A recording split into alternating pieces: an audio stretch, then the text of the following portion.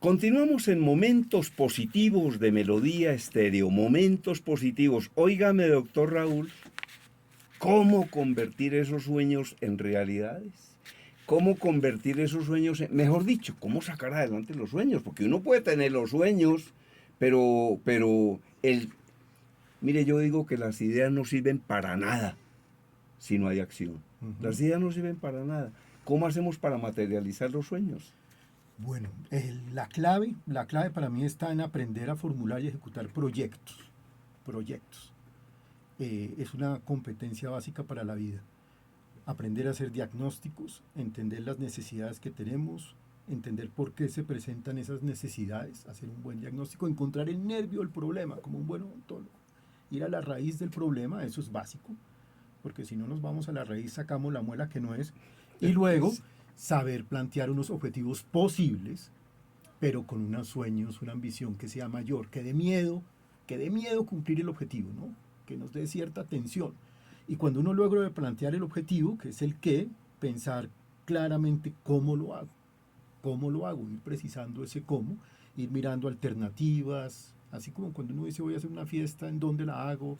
¿Será que la hago a esta hora o a esta hora? ¿Será que doy trago? ¿O será que invitamos una discoteca, una papayera? Comenzar a plantear las alternativas, pero hacerlo eso respecto del sueño, ¿sí? Un buen diagnóstico, un buen objetivo, unos indicadores, unas metas que pretendan decir cómo estoy con un porcentaje y unas metas que pretendan demostrar cómo voy a mover esas condiciones iniciales. Entonces yo creo que la clave está en aprender a formular proyectos y luego el plan de acción. Si quiero lograr esto, ¿qué debo hacer en el corto, en el mediano y en el largo plazo? Ahora, cuando se conoce el qué, es más fácil definir el cómo. Claro, claro, claro. Sí. Claro, cuando se conoce el qué y cuando se conoce el por qué, la razón. Porque muchas veces no conocemos por qué Hay están que ocurriendo las conocer cosas. el qué voy a hacer y el por qué lo voy a hacer y después ya definimos cómo lo vamos a Sí, hacer. claro, claro. Es muy importante eso. O sea, convertir el sueño realmente en un proyecto. Es un proyecto. Es un Es un proyecto. proyecto, son proyectos. Y la humanidad ha hecho proyectos y ha hecho proyectos. Solamente que muy pocos se han preocupado por aprender a formular proyectos. Claro. Y eso tiene una ciencia.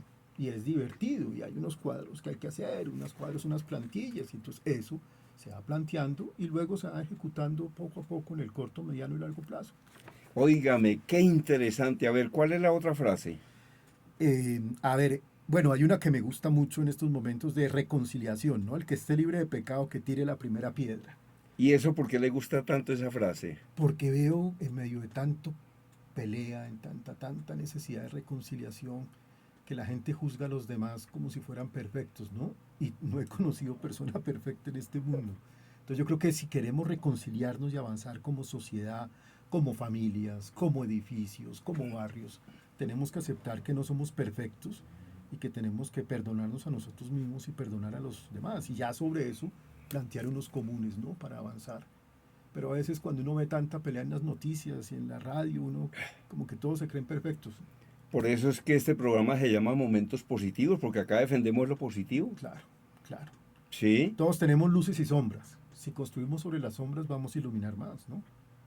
Pero si nos pasamos viendo las sombras de los demás, ¿cómo? O las nuestras, O las a nuestras. través de los pensamientos. Claro, Los pensamientos son muy poderosos, ¿no? muy poderosos, claro. Piensa mal y acertarás, ¿no? Si uno piensa bien, sale adelante. Excelente. ¿Cuál es la próxima frase? A ver, esta que es muy importante, este científico, físico, cosmólogo Stephen Hawking, el mayor enemigo del conocimiento no es la ignorancia, es la ilusión de conocimiento. Explíqueme esa frase. Hay que aceptar que uno es ignorante, Claro. porque cuando uno es ignorante tiene capacidad de aprender y no deja de aprender. Pero cuando uno cree que se las sabe todas, Claro. puede conducir a sus proyectos, a su familia, a sus ciudades, a sus países, al mundo mismo, al fracaso. Entonces hay que aceptar que no nos la sabemos y hay que tener mucho cuidado con esos sesgos conceptuales, ¿no? Sesgos, con esos sesgos que nos hacen tomar malas decisiones. Y eso se llama hoy en día pensamiento crítico. Hay que entender los sesgos que existen, que son muchísimos. Hay autores que listan más de 50 sesgos y aprender a reconocer cada uno, ¿no? Cuando vemos estrellas donde no las hay, cuando solamente queremos escuchar a los que piensan como nosotros y no a los que piensan de manera distinta, cuando tenemos estereotipos y juzgamos a los demás por sus apariencias. Entonces, aceptar que somos ignorantes, sentirnos contentos de que somos ignorantes, porque ser ignorante es la Sí. ausencia de conocimiento con capacidad de. Cuando creemos que nos las sabemos todas, ahí sí ya dejamos de crecer, dejamos de aprender. Por eso es que se dice que hay que abrir la mente, porque la mente es como un paracaídas. Si uno no la abre, no le sirve para nada. Exacto, ya cayó derecho al piso. Claro, claro. Ahora, tener esa humildad Esa es la palabra. de aprender. Sí, Porque es que, y aprender, decía Borges, todas las personas son superiores a nosotros en algo. En ese algo se les puede aprender. claro. Y uno puede aprender de todas las personas. Y todo. Mire, una de las más grandes lecciones que a mí me han dado en los últimos años me la dio un vendedor de aguacates de Corabastos. Ujú. Un vendedor de aguacates de Corabastos. Ese señor me dijo a mí una cosa que me puso a pensar. ¿Sabe qué me dijo? Mire, patrón, la tranquilidad, no hay plata con qué pagarla. La tranquilidad no hay... Esa es una lección espectacular. Claro. Otra me la dio una persona increíble, hola. ¿Sabe qué lección me dio? Me dejó turuleto. Me dijo, mire, uno tiene que vivir de la forma más digna que pueda con el presupuesto que tenga. Y no vivir por encima de su presupuesto. Yo creo que eso tiene que ver con los proyectos, con la formulación de los proyectos. Claro, por ahí había una frase en donde hablaba yo de, en la vida hay que saber gastar, pero también hay que saber ahorrar. Hay que saber gastar y hay que saber ahorrar. Sí, esa persona es doblemente feliz porque sabe gastar, sabe disfrutar.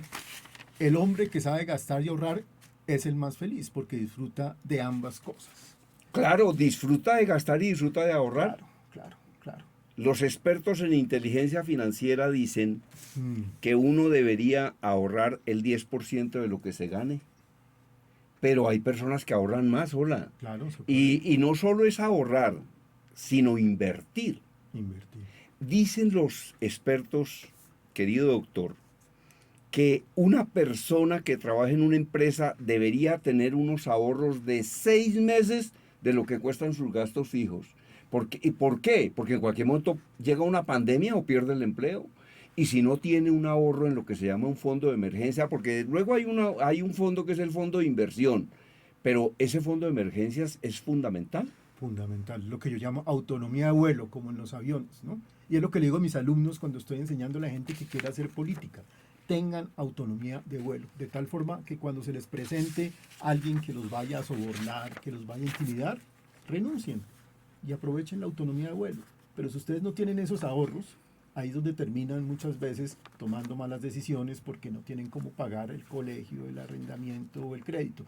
Hay que tener esos ahorros también para tener autonomía de vuelo y poder destacarse profesionalmente, ¿no? Ahora, los expertos, ¿por qué dicen que hay que tener en el fondo de emergencia los ahorros de 6 meses? Porque es que ellos calculan que en 6 meses la persona puede conseguir otro trabajo. O sea, tiene una autonomía de vuelo para 6 meses. Eso. Pero hay personas que tienen una política distinta, volador hecho, volador quemado. Es decir, plata que me gane, y eso ocurre en muchos países. Muchísimo. En los Estados Unidos, por ejemplo, hay un cálculo absolutamente impresionante que dice que un altísimo porcentaje de la población norteamericana no tendría en este mismo instante con qué afrontar un imprevisto de $400. Claro, porque esa economía de consumo perversa, que hay que llenarse de basura y basura en las casas, porque la felicidad o el proyecto de vida no lo han construido, creen que lo logran a través del consumismo, ¿no? Enseñanzas prácticas y adicionales para los oyentes de momentos positivos sobre los temas que usted maneja en las universidades o sobre las mismas frases con las que nos contribuyó. Bueno, hacer el esfuerzo por estar cada día aprendiendo.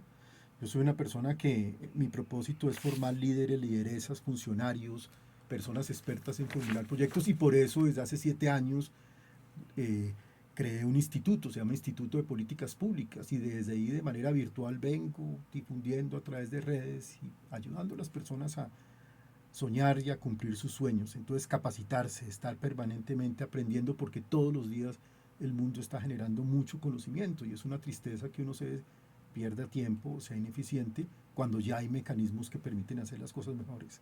Pero el proyecto que ha sido la herramienta esencial para progresar es increíble. Yo creo que de 10 personas, todavía una quizás sabe formular proyectos, o sea que todavía hay mucho por hacer en algo tan básico y tan esencial. Entonces, estar Clave. pendientes, ¿no? Estar pendientes. Clave, y todo se puede convertir en un proyecto. Todo, todo. Todo. Todo.